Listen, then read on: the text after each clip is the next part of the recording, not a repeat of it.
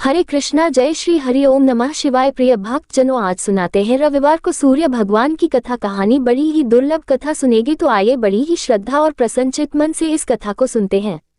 चलो कथा सुनाते हैं। ओम श्री सूर्य नमः। सुनिए रविवार व्रत की कथा। प्राचीन काल में एक राजा था और एक रानी थी। उनके पास सिपाही, घोड़े, दासियां, दास, धन दौलत सब कुछ था। सिर्फ उनकी संतान नहीं थी। इसी कारण वे दोनों राजा रानी बहुत दुखी रहते थे। संतान प्राप्ति के लिए उन्होंने हर तरह के दान, धर्म, धार्मिक अनुष्ठान, जप, मंत्र, पूजा पाठ आदि सब किया, लेकिन इससे उनका कोई फायदा नहीं हुआ। जब राजा और रानी वृद्ध होने लगे तो दोनों को बहुत ही चिंता हो गई। वे दोनों सोच में पड़ गए कि अब हमारे इतने बड़े राज्य का क्या होगा, कौन बनेगा इस राज्य का वारिस, कौन लेगा प्रजा की जिम्मेदारी। राजा और रानी दिन रात इसी चिंता में घुटने लगे। उन्हें खाने और पीने की भी सुध नहीं रहती थी।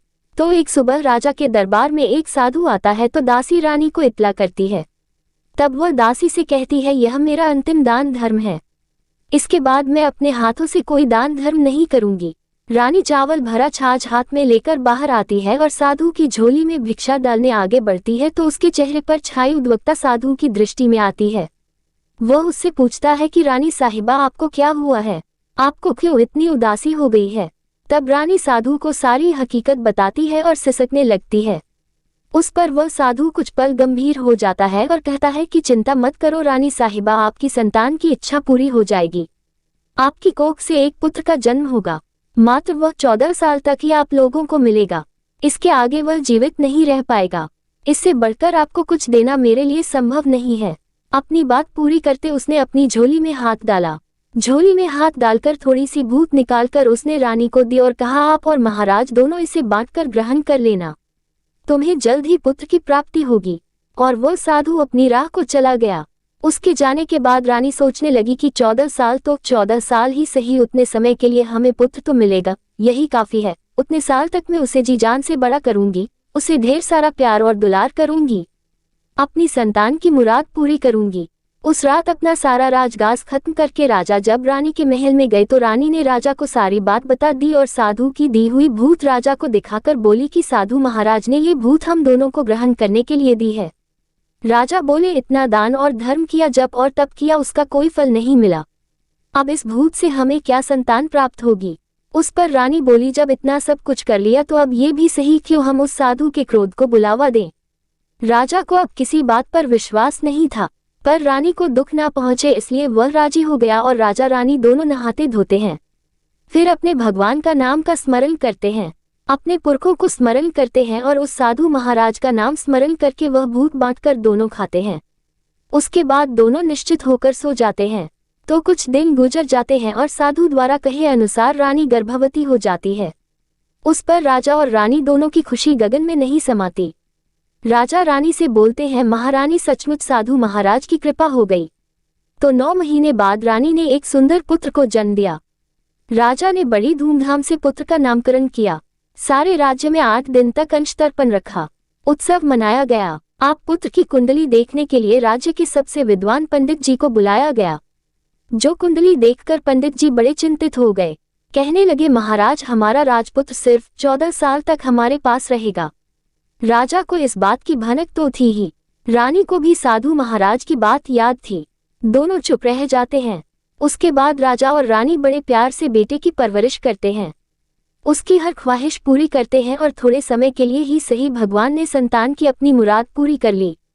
इससे वे समाधान मानते हैं। राजपुत्र दिन प्रतिदिन बड़ा होता है। जब वह 7 साल का हो जाता है तो राजा एक अच्छे गुरु की नियुक्ति करके उसे पढ़ाई लिखाई, घुड़सवारी आदि 12 विद्याओं का शिक्षण देते हैं। जब वह सब शास्त्र विद्या में पारंगत हो जाता है और 12 साल की उम्र का हो जाता है तब एक अच्छी सी राजकन्या खोजकर उसकी शादी करा देते हैं। तो 2 और साल बीत जाते हैं। बेटा 14 साल का हो जाता है। एक दिन राजपुत्र राजा से बोलता है, पिताजी मैं अपना सारा राज्य घूमकर देखना चाहता हूँ। आज तक मैंने सिर्फ इस रजवाड़े के अतिरिक्त कुछ देखा नहीं है। बेटे की बात सुनकर राजा चिंतित हो जाते हैं क्योंकि पुत्र को 14वां साल शुरू हुआ ही था। अब कोई अनहोनी होने का वक्त नजदीक आ पहुंचा था, लेकिन राजा ये सब बातें पुत्र को बता नहीं सकता था। राजा अपने चेहरे पर खुशी लाकर बेटे से कहता है कि हाँ हाँ जरूर जाओ बेटा, तुम्हें अपना सारा राज्य घूमकर देखना चाहिए। कहाँ क्या है ये सब जानना चाहिए। कल मेरे बाद तुम ही को तो राजा बनना है। मात्र एक बात का ध्यान रखें, तुम जहाँ जा रहे हो, क्या कर रहे हो, ये बात अपनी पत्नी को नहीं बताना। पुत्र कहता है, ठीक है पिताजी, आपने जो कहा है मैं वैसा ही करूँगा। राजपुत्र दिन भर अपनी पत्नी के साथ रहता है, खुशियां मनाता है और रात को 12 बजे वो उठकर बाहर चला जाता है। फिर सुबह होने से पहले वापस अपने महल में आकर सो जाता है। ऐसा बहुत दिनों तक चलता रहा और पुत्र का 14वां साल खत्म होने में कुछ ही दिन बाकी रहे थे। इतने में उसकी पत्नी यानी छोटी रानी रात में जाग जाती है। वह देखती है कि बिस्तर पर राजपुत्र नहीं है। वह महल में सब जगह देखती है तो राजपुत्र कहीं भी नजर नहीं आते तो वह क्या करती, किससे कहती? वह चुपचाप रहती है। फिर वह सुबह होने पर देखती है कि उसका पति अपनी जगह सोया हुआ है। वह पति से कुछ नहीं पूछती है, लेकिन दूसरी रात भी जब वैसा ही होता है, तीसरी और चौथी रात और कुछ दिनों तक ऐसा ही चलता रहता है। तब रानी बहुत ही चिंतित हो जाती है। उसके मन में ढेर सारे सवाल उठते हैं लेकिन उसे पूछने में डर लगता है। शायद पति गुस्सा कर बैठे। सास ससुर से पूछने के बारे में सोचा तो उसकी कुल मर्यादा बीच में आ जाती थी। तो इस तरह वह मन ही मन घुटती रहती थी। इस हालत में उसे खाने पीने में दिलचस्पी नहीं होती थी। वह दुबली पतली हो जाती है। तो उस राज्य में फूल बेचने वाली एक बूढ़ी मालिन थी। वह हमेशा छोटी रानी को फूल देने उसके महल में आती थी। उस बुढ़िया का ध्यान छोटी रानी पर पड़ जाता है। वह उससे पूछती है, बेटी तुम्हें किस बात का दुख है? तुम इस तरह सूखकर कांटा क्यों बनी हो? उस पर रानी कहती है, क्या बताऊं तुम्हें अम्मा, तुम्हारा राजपुत्र हर रात्रि को बाहर चला जाता है और सुबह वापस लौट कर आ जाता है। वह कहाँ जाता है, क्या करता है, ये सोच कर मैं अन्न जल ग्रहण नहीं कर पाती हूँ और सूख सूख कर इस तरह कांटा बन रही हूँ। बुढ़िया सब बात सुनकर उसे एक उपाय बताती है कि बेटा ऐसा करना, आज रात को तुम सोना मत, उसके पीछे जाकर देखना कि वह कहाँ जाता है, क्या करता है और उसकी अच्छी तरह से पहरेदारी करना। तो छोटी रानी बोली कि अगर मुझे नींद आ गई तो बुढ़िया बोली कि तुम्हें नींद न आए इसलिए एक काम करना, अपने बाएं हाथ की उंगली में एक जख्म कर देना, उस पर थोड़ी सी मिर्ची छिड़कना, उससे तुम्हें बड़ी जलन होगी और उस पीड़ा से तुम्हें रात भर नींद नहीं आएगी। रानी बुढ़िया के कहे अनुसार वही करती है। उंगली की जलन से उसे बड़ी देर तक नींद नहीं आती, लेकिन बाद में वह सो जाती है। दूसरे दिन सुबह बुढ़िया फूल लेकर उसके महल में पहुंचती है और पूछती है, क्या हुआ बेटी, क्या तुम देख पाए कि पति कहाँ जाता है? रानी कहती है, नहीं अम्मा, पहले कुछ समय जलन के कारण मुझे नींद नहीं आई, पर कुछ देर के पश्चात मैं सो गई। बुढ़िया कहती है, कोई बात नहीं, आज तुम उंगली पर पहले से थोड़ा बड़ा जख्म करना और ज्यादा मिर्च लगाना। तो रानी ने वैसा ही किया, परंतु वह सिर्फ पति को बाहर निकलते हुए देख पाती है, उसके पीछे नहीं जा सकती क्योंकि उसे फिर से नींद आ जाती है। दूसरे दिन सुबह बुढ़िया आती है तो उसके पूछने से पहले ही रानी रोककर कहती है, अम्मा मैं आज भी उसकी पहरेदारी ठीक तरह से नहीं कर पाई। बुढ़िया कहती है, रोना नहीं बेटी, सब कुछ ठीक हो जाएगा। तुम आज रात जख्म और बड़ा करना और उस पर ज्यादा मिर्ची लगाना और एक काम करना कि जब वह जाने के लिए निकलता है तब उसका रास्ता रोकना। बुढ़िया ने जैसा बताया रानी ने वैसा ही किया। आज रात उसे नींद नहीं आती है। पति जब रात को महल से निकलने के लिए चलने लगता है तो वह बुढ़िया ने जैसा बताया वैसे ही करती है। दौड़कर जाकर पति का रास्ता रोकती है और कहती है, कहाँ जा रहे हो, किससे मिलने जा रहे हो, मुझे बताओ। राजपुत्र उसे समझाने की बहुत कोशिश करता है। देखो, अगर मैंने तुम्हें ये बता दिया तो मैं तुम्हें दोबारा नहीं मिल पाऊंगा। रानी कहती है, कोई बात नहीं, ना मिल पाओ, लेकिन आप रात के समय कहाँ जाते हो यह मुझे बता दो। राजपुत्र निरुपाय हो जाता है। पत्नी की जिद के आगे उसकी एक नहीं चल पाती। ठीक उसी समय उसका 14वां साल खत्म हो रहा होता है। 15वां साल लगने वाला होता है। जो होता है वह हो जाने दो, ये सोचता है और कुछ चावल मंत्रों से सिद्ध करके पत्नी को देकर कहता है कि इन चावल के दानों को हाथ की मुट्ठी में पकड़ना, पहले दाएं हाथ में पकड़े चावल मेरे ऊपर फेंकना, मैं कौन हूँ तुम्हें पता चल जाएगा। बाद में बाएं हाथ में पकड़े चावल मेरे ऊपर फेंकना, मैं जैसा था तुम्हें मिल जाऊंगा, लेकिन यदि तुम बाएं हाथ के चावल मेरे ऊपर फेंकना भूल गई तो मैं तुम्हें कभी नहीं मिल पाऊंगा। रानी ने कहा, नहीं भूलूंगी। रानी बड़े आत्मविश्वास के साथ यह कहकर दाएं हाथ में पकड़े चावल पति के ऊपर फेंक देती है तो राजपुत्र एकदम एक विशाल घोड़ा बन जाता है। एकदम उम्दा सफेद गर्दन पर लंबी यार देखते देखते वह तेजी से दौड़ने लगता है। रानी उस घोड़े को एकदम भौचक्की होकर देखने लगती है और पति ने बाएं हाथ के चावल फेंकने की जो बात कही थी वह भूल जाती है। उसकी आंखों के सामने घोड़ा महल से बाहर निकल कर चला जाता है। घोड़ा जो महल से बाहर जाता है तो वापस नहीं आता। अब रानी को बड़ा पश्चाताप हुआ। वह स्वयं को कोसने लगती है, लेकिन अब उसका कोई फायदा नहीं होने वाला था। राजपुत्र अब वापस नहीं आने वाला था। सुबह होते ही महाराजा को सब बात पता चली। उन्हें बहुत दुख होता है। वे बिस्तर पकड़ते हैं और राह देखते हैं कि एक दिन उनका बेटा वापस आ जाए। इस तरह 1 महीना गुजरता है, 3 महीने गुजरते हैं, आखिर 6 महीने पूरे हो जाते हैं। राजपुत्र का कोई अता पता नहीं चलता। प्रधान राजपुत्र को ढूंढने के लिए राज्य के गांव-गांव सिपाही भेजता है, लेकिन उन्हें कोई सफलता नहीं मिलती। इधर रानी अपनी हट के कारण पति गायब हो गया है, ये सोचकर स्वयं को मन ही मन कोसती है और प्रण लेती है कि कुछ भी करके पति को ढूंढकर लाएगी और उसे वापस घर लेकर आएगी। एक दिन सुबह उठकर सासुर के महल में जाती है और कहती है कि मैं अपने पति की खोज में जा रही हूँ। महाराजा को और क्या चाहिए था, कुछ भी करके उनका बेटा उन्हें वापस मिलने चाहिए था। वे बहू को जाने की अनुमति देकर कहने लगे, बेटी तुम्हें जो चाहे वह करो, जहाँ जाना है वहाँ जाओ, लेकिन हमारे बेटे को वापस लेकर आओ। अब रानी अपना शाही भेष बदलकर एक सेठानी बन जाती है। कुछ दासियों को, कुछ नौकरों को साथ ले लेती है, कुछ सामान साथ ले लेती है और राज्य की सीमा पर जाकर वहां एक भोजनालय खोल देती है।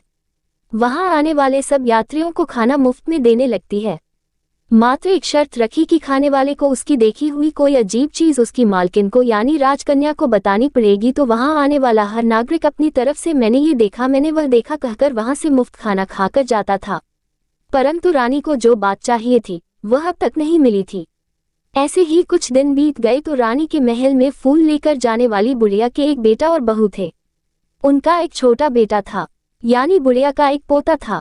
तो बेटा और बहू सुबह काम के लिए निकलते थे तो पोते को संभालने की जिम्मेदारी बुढ़िया पर रहती थी। दिन भर पोते को संभालती थी। एक दिन बुढ़िया को पान खाने की आदत थी तो पान लगाने के लिए चूना चाहिए था। वह उसे तैयार करने के लिए सीपिये लेकर आई। इन सीपियों को भूनने के लिए गोबर के कंडे चाहिए थे। कंडे इकट्ठा करने के लिए वह बांस की टोकरी लेकर चरवाहे के मैदान में गई। वहां बहुत सारे कंडे थे। उन्हें जमा करते करते उसे घर आने में अंधेरा हो गया। इस ओर शाम होते ही काम से वापस आकर बेटा और बहू घर पहुंचे तो देखा कि बच्चा घर पर अकेला है और रो रहा है। वे दोनों गुस्से से लाल पीले हो गए। इतने में बुढ़िया घर आ पहुंची। बेटे ने पूछा, पोते को घर अकेला छोड़कर कहाँ गई थी? बुढ़िया बताने लगी कि मैं गोबर के कंडे इकट्ठा करने गई थी। इस पर बेटा बोला, दोबारा बच्ची को अकेला घर पर छोड़कर यदि कहीं गई तो मैं तुम्हें बहुत पीटूंगा। बुढ़िया कहने लगी, नहीं बेटा, फिर कभी ऐसा नहीं करूंगी। लेकिन दूसरे ही दिन बुढ़िया वह बात भूल गई और फिर चरवाहे के मैदान पर कंडे इकट्ठा करने चली गई। शाम को जब बेटा और बहू काम से वापस लौटे तो देखा कि बच्चा घर पर अकेला है और रो रहा है। अब उसके बेटे की सहन शक्ति खत्म होने लगी और बुढ़िया के वापस आने पर उसे घर से निकाल दिया। बुढ़िया रात भर घर के बाहर अंधेरे में बैठी रही और सुबह होते ही हाथ में टोकरी लेकर कंडे इकट्ठा करने के लिए निकल गई। उस दिन उस पर कंडे इकट्ठा करने का मानो पागलपन सवार हो गया था। कंडे इकट्ठा करते करते जब अंधेरा हो गया उसे मालूम ही नहीं चला। उसे जब ध्यान आया तो गांव का रास्ता भी ठीक तरह से दिखाई नहीं दे रहा था। वह अंधेरे में आंखें फाड़कर देखती देखती किसी तरह आगे निकल पड़ी तो एक कपिला गाय छन छन की आवाज करती गली की घंटी बजाते ठुमक कर उस मैदान पर आ गई। उसे देखकर बुढ़िया सोचने लगी कि इस गाय के पीछे पीछे जाऊंगी तो गांव तक पहुंच जाऊंगी। तब बुढ़िया उसके पीछे पीछे जाने लगी। वह गाय उस मैदान से लेकर एक एक करके 6 मैदान पार करती है। आखिर में वह 7वें मैदान तक पहुंचती है तो क्या होता है कि उस मैदान पर एक बड़ा सा पत्थर है। गाय जाकर उस पत्थर को अपना सींग मारती है। जब गाय ने सींग मारा तो वह पत्थर दूर हट गया और पाताल में नीचे जाने की सीढ़ियां दिखाई देने लगी। तब वह गाय उन सीढ़ियों से नीचे जाने लगी। बुढ़िया वह सब देख रही थी और झट से जाके गाय की पूंछ को पकड़ लिया। वह गाय के साथ नीचे पाताल में पहुंच गई और तुरंत ही गाय की पूंछ छोड़ दी और इधर उधर देखने लगी। उसने देखा कि वहां दीप और दिए जलते हैं और तेज रोशनी गाय के ऊपर पड़ती है और वहां अद्भुत घटनाएं घटने लगती है। गाय के नीचे जाते ही उसके गले में अपने आप साल पड़ गई और छमछम करके कोई दूधाड़ी में गाय का दूध दुबने लगा। लेकिन जो भी कोई वह कर रहा है वह मात्र दिखाई नहीं दे रहा है। बुढ़िया बहुत घबरा गई, कहाँ आकर फंस गई ये सोचने लगी और यहाँ वहां छिपने के लिए जगह ढूंढने लगी, लेकिन उसे कहीं भी जगह नहीं मिली। हर जगह उजाला ही उजाला था तो वह एक कोने में खड़ी हो गई और जो कुछ सामने हो रहा था उसे चुपचाप देखने लगी। उसने देखा कि वहां एक उम्दा सफेद घोड़ा और 2 कुंड थे। उसमें से एक कुंड में उस घोड़े ने छलांग लगाई और ऊपर आ गया और उस घोड़े को अब राजपुत्र का रूप प्राप्त हो गया। उसने दूसरे कुंड के पानी में स्नान किया। वहां रखे नए कपड़े पहने और नजदीक ही एक सुंदर पलंग था, उस पर आकर वह बैठ गया। उसके सामने अपने आप 5 पकवानों की थाली आ गई, दूध की एक प्याली भी आ गई, 5 सुपारी आ गई। उसके सामने एक दिया जलता रहा और राजपुत्र ने खाना खाया, पानी पिया, 5 सुपारी खाए और बिस्तर पर लेट जाने से पहले सूर्य देव का स्मरण करके सामने जलते हुए दिए से पूछा, हे दीपंकर, मेरे माता पिता क्या कर रहे हैं? दिया बताने लगा, बेटे के शोक में डूबे हैं। राज कौन संभाल रहा है? तो उसने बोला कि राज्य प्रधान संभालते हैं। उसने पूछा कि मेरी पत्नी क्या करती है? तो दिए ने बोला कि उसने चौराहे पर भोजनालय शुरू किया है और आते जाते लोगों से वह नई खबर के बारे में पूछती रहती है। दिए के यूं कहते ही राजपुत्र कहने लगा कि ठीक है। उसके बाद वह सो गया। बुढ़िया कोने में खड़ी हुई सब देख रही थी। ऐसी अद्भुत घटना उसने जिंदगी में पहली बार देखी थी। उसे अंदर ही अंदर चिलबुलाहट होने लगी। वह अपनी भूख प्यास भूल गई और आगे क्या होता है कि उसे उत्सुकता से देखने लगती है। लेकिन उसके बाद और कुछ घटनाएं नहीं घटती। रात गुजर गई और सुबह हो गई।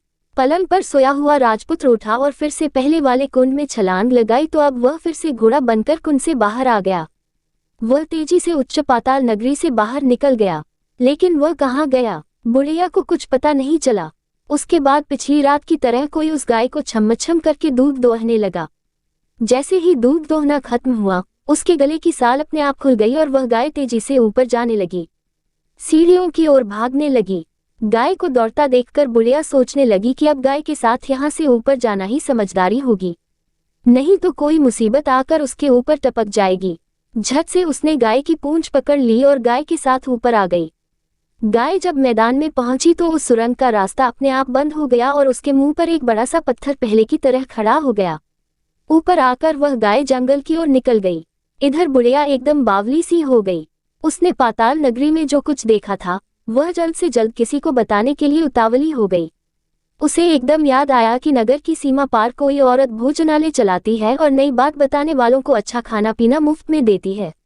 वह सोचने लगी कि क्यों ना मैं ये बात उस औरत को जाकर बताऊं। यदि उसे यह बात पसंद आ गई तो बाकी जीवन खाने पीने की झंझट से मुक्ति मिल जाएगी। बुढ़िया ने मन में तय किया और तुरंत उस भोजनालय के द्वार पर टंगी नगाड़े के सामने खड़ी हो गई और जोर जोर से नगाड़ा बजाना शुरू कर दिया।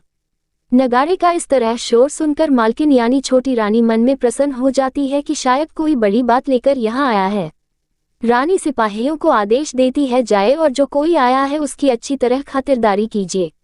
आदेश पाते ही सिपाही नीचे दौड़ गई तो एक बुढ़िया नगाड़ा बजा रही थी। उन्होंने पूछा, क्यों नहीं बुढ़िया, क्या हुआ, क्यों नगाड़ा बजा रही हो? बुढ़िया बोली, कुछ नहीं बेटा, यहाँ खाना मिलता है ना, इसलिए आई हूँ। खाना चाहिए मिलेगा, लेकिन तुझे कोई नई बात बतानी पड़ेगी। हाँ बताऊंगी, एक बात मालूम है मुझे। इस पर सिपाही उसे अंदर लेकर गए। उनको मालकिन का आदेश था कि जो कोई बूढ़ा बुजुर्ग वहां आए उनके साथ अच्छी तरह पेश आना, उनका अच्छे से आदर सत्कार करना। तो सिपाही ने उस बुढ़िया का भरपूर आदर सत्कार किया। यह उसे बड़ी सिद्ध थाली भरकर व्यंजन परोसते हैं। बुढ़िया कुछ दिनों से भूखी थी, वह खाने पर टूट पड़ी। खाना खाने के बाद सिपाही ने उसे नई साड़ी पहनने को दी। उसके बाद उसे लेकर रानी के पास आए। बुढ़िया और रानी ने तुरंत एक दूसरे को पहचान लिया। तब रानी ने बुढ़िया से कहा कि अम्मा, अब बताओ तुमने क्या नई बात देखी है? नई बात? मैंने कोई नई बात नहीं देखी है। बुढ़िया बोली, वह तो मेरे पास तुम्हें देने के लिए खाने के पैसे नहीं थे, इसलिए मैंने झूठ कहा और नगाड़ा बजाया। रानी ने कहा, अम्मा घबराना नहीं, मैं किसी को तुम्हारा नाम नहीं बताऊंगी। फिर भी बुढ़िया ने कहा कि मेरे पास कोई नई बात नहीं है। इस पर रानी ने उससे कहा, देखो अम्मा, यदि तुमने मुझे वह नई बात बताई तो जिंदगी भर मैं तुम्हारी देखभाल करूंगी और तुम्हें रानी माता की तरह रखूंगी। अब बुढ़िया बताने को तैयार हो गई। उसने जो कुछ उस चाराह वाले मैदान पर देखा था वह सब कुछ कुंवर रानी को बता दिया। बुढ़िया की वे बातें सुनकर कुंवरनी को यकीन हो गया कि वह राजपुत्र उसी का पति है। वह तुरंत बुढ़िया से कहने लगी कि अब माँ मुझे उस जगह पर ले चलो। तब बुढ़िया बोली, नहीं बेटी, वह पाताल राज्य है, सांप है, यदि किसी ने तुम्हें देख लिया तो तुम्हारी जान खतरे में पड़ सकती है। लेकिन रानी उसकी एक भी नहीं सुनती, उसे उस जगह ले जाने के लिए हट करने लगी। आखिर में बुढ़िया ने उसका कहना मान लिया और कहने लगी, ठीक है मैं तुम्हें वहां ले जा सकती हूँ, पर आज नहीं, कल वहां जाना है तो शाम को ही जाना होगा। तो दूसरे दिन दोपहर को रानी बुढ़िया के साथ उस मैदान पर गई और एक जगह छुपकर गाय के आने की राह देखने लगी। दिन ढलते ही अंधेरा गिरने लगा और गाय हमेशा की तरह वहां आ गई। मैदान के उस कोने में जाकर उसने पत्थर पर सींग मारा तो छत से पत्थर हटकर वहां सुरंग में जाने का रास्ता खुल गया। गाय उस रास्ते से नीचे उतरने लगी तो बुढ़िया रानी से कहने लगी, जल्दी आगे बढ़ो, हम गाय की पूंछ पकड़कर नीचे उतरेंगे। तो दोनों गाय की पूंछ पकड़कर नीचे उतर गई। बुढ़िया पहले जिस कोने में छिपी थी उस कोने में छिप गई। अब नीचे सब कुछ पहले जैसा घटित हो रहा था। गाय के गले में अपने आप साल पड़ गई। कोई अदृश्य रूप से उसका दूध धोने लगा। एक सफेद उम्दे घोड़े ने आकर एक कुंड में छलांग लगाई तो राजपुत्र के रूप में ऊपर आया। वह राजपुत्र दूसरे कुंड में नहाने लगा। बाद में उसके सामने खाने की थाली आ गई, दूध की प्याली आ गई, पान का बीड़ा आ गया। राजपुत्र सब ग्रहण करके सोने के लिए पलंग पर गया तो सोने से पहले सूर्यदेव का स्मरण करके वह दिए से पूछने लगा, दीपांकर मेरे माता पिता क्या कर रहे हैं? तो दिया कुछ जवाब नहीं देता बल्कि वह बुझने लगता है। तब राजपुत्र को कुछ घटित हुआ है इसका संदेह हो गया। वह उदास हो गया और जो कुछ हुआ है वह हो जाने दो ऐसा सोचकर फिर से बिस्तर पर लेट गया। अब रानी का संयम छूट गया। वह दौड़कर कर पति के पास गई और उसके पैर पकड़ने के लिए आगे बढ़ने लगी। राजपुत्र तुरंत ही पत्नी को पहचान गया। वह छत से पीछे हट गया और चिल्लाने लगा, नहीं नहीं, मुझे मत छूना, सर्वनाश हो जाएगा। रानी दोनों हाथ जोड़कर पति से अपनी भूल स्वीकार करने लगी। स्वामी मुझसे भूल हो गई, मुझे आपसे नहीं पूछना चाहिए था कि आप रात को कहाँ जाते हो। मैं अपनी भूल स्वीकार करती हूँ, मुझे मेरी भूल की सजा मिल गई है।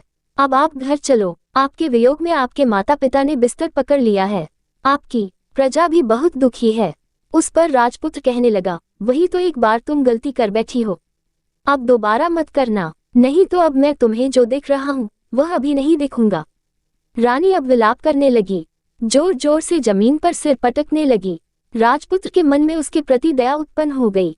वह उससे कहने लगा, यदि तुम मुझे पाना चाहती हो तो तुम्हें एक काम करना होगा। काम कठिन है लेकिन वह तुम्हें अकेले ही करना होगा।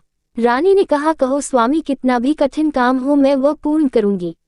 रानी कहने लगी। इस पर राजपुत्र ने उसे बताया, इस पाताल से ऊपर जाते ही तुम्हें एक घना जंगल नजर आएगा।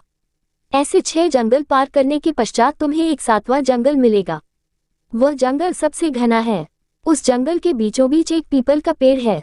उसके आसपास की जगह पत्ते, फंदे, जटाएं आदि से ढक चुकी है। वहां बाघ, शेर, सांप और भालू बैठते हैं। तुम्हें उन सबको भगाकर वह जगह साफ करनी है। उसको गोबर से लिपाई करके पवित्र बनाना है, रंगोली से सजाना है। उसके बाद वहां धूप, कपूर, अगरबत्ती जलानी है। फूल और कुमकुम से पेड़ की पूजा करनी है। दूध और दही से बने चावल का भोग चढ़ाना है। ये सब तुम्हें दोपहर को 12 बजे से पहले करना है। 12 बजे बजने के समय तुम्हें उस जगह पर बैठकर सूर्य भगवान का ध्यान करना है। ठीक 12 बजे सूर्य भगवान का रथ वहां उतरेगा।